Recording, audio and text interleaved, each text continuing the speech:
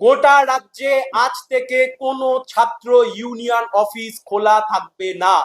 আজকে বিচারপতি সৌমেন সেনের, মাননীয় বিচারপতি সৌমেন সেনের যে ডিভিশন বেঞ্চ, সেই ডিভিশন বেঞ্চ সমস্ত কিছু শুনে খতিয়ে দেখে, অনেকক্ষণ ধরে মামলা শুনেছেন, শুনে খতিয়ে দেখে নির্দিষ্টভাবে ডাইরেকশন দিয়েছেন।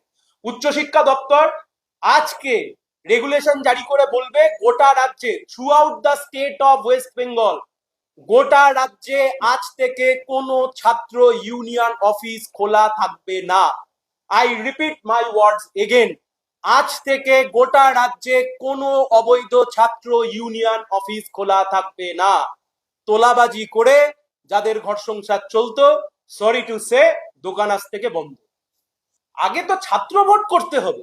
রাজ্যের সরকার এসে বলছে যে ভিসি অ্যাপয়েন্ট করা নেই, there are certain problems VC appoint করা নিয়ে, তাই জন্য ছাত্র ভোট হচ্ছে না। কিন্তু ভিসি না